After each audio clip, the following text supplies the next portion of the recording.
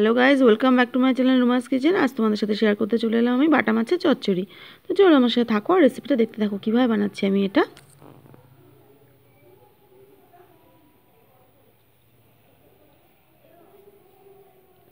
তো দেখো এখানে বাটা মাছ আমি নুন হলুদ মাখিয়ে রেখেছি ভালো করে ধুয়ে। আর এখানে দেখো লম্বা করে কেটে রেখেছি আলু, বেগুন, শিম আর উচ্ছে, আর পেঁয়াজ কুচি রয়েছে, লঙ্কা কুচি রয়েছে, আর নুন হলুদ রয়েছে পরিমাণ মতো। কড়াইতে সর্ষের তেল গরম বসিয়ে একে একে মাছগুলোকে আমি ভেজে নিচ্ছি।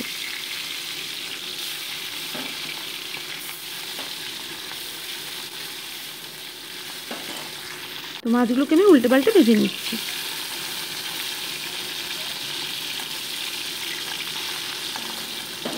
তো সেকেন্ড ব্যাচের মাছগুলোকে আমি ভেজে নিয়েছি। মাছগুলো সবগুলো মাছ আমার ভাজা হয়ে গেছে। তো এবার তেলের ওপরে দিয়ে দিচ্ছি প্রথমে কেটে রাখা উচ্ছের টুকরো। উচ্ছে তো খাওয়া খুবই ভালো শরীরের জন্য। আর জানো তো এটা বসন্তকাল, তো আমি বসন্তকালের কিছু সবজি আর শীতকালে কিছু সবজি দিয়ে কিন্তু এই তরকারিটা আমি বানাচ্ছি। তো দেখো উচ্ছেটা কিন্তু ভাজা আমার হয়ে এসছে প্রায়। এবার কেটে রাখা আলুর টুকরোগুলো এর মধ্যে অ্যাড করে দিচ্ছি।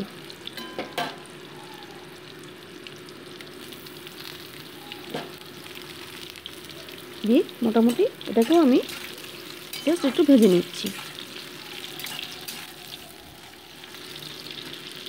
তো দেখো আলুগুলো কিন্তু ভাজা আমার হয়ে এসছে। এবার কেটে রাখা পেঁয়াজ কুচি আর লঙ্কা চিড়ে রাখাটা আমি এর মধ্যে দিয়ে দিলাম। দিয়ে এটাকেও মোটামুটি আমি 2 মিনিট ভেজে নিলাম।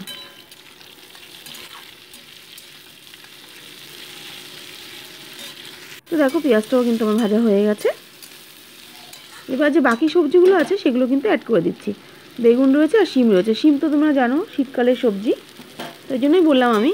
উচ্ছেটা তো সবসময় অ্যাভেলেবেল থাকে, কিন্তু বসন্তকালে যেমন উচ্ছেটা খাওয়া শরীরের জন্য খুব ভালো, তেমনি এখানে শিমটা শীতকালের সবজি রয়েছে। ওই জন্যই বললাম আমি যে শীতকালে কিছু সবজি আর গরমকালে কিছু সবজি দিয়ে চচ্চড়িটা আমি বানাচ্ছি।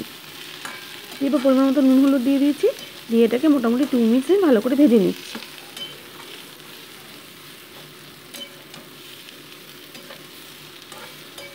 তো 2 মিনিট পর ফিরে এলাম, ভাজাটা কিন্তু হয়ে গেছে। এবার আমি জাস্ট একটু লিড চাপা দিয়ে কষানোর জন্য রেখে দিচ্ছি। তো দেখো সবজিটা কিন্তু মজে গেছে প্রায় আমার।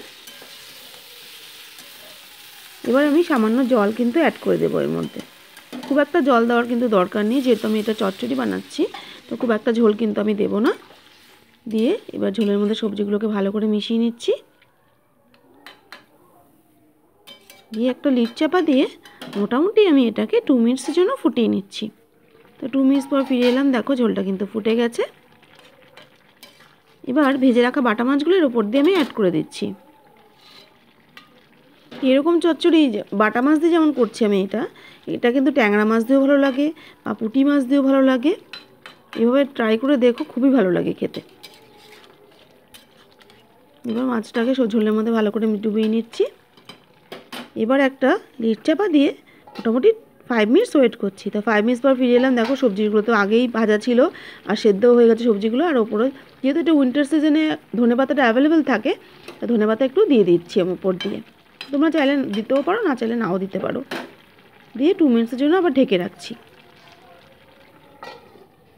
তো মোটামুটি 2 মিনিটস পর ফিরে এলাম, দেখো রান্নাটা কিন্তু হয়ে গেছে আমার। এবার আমি গ্যাসটা অফ করে দেবো।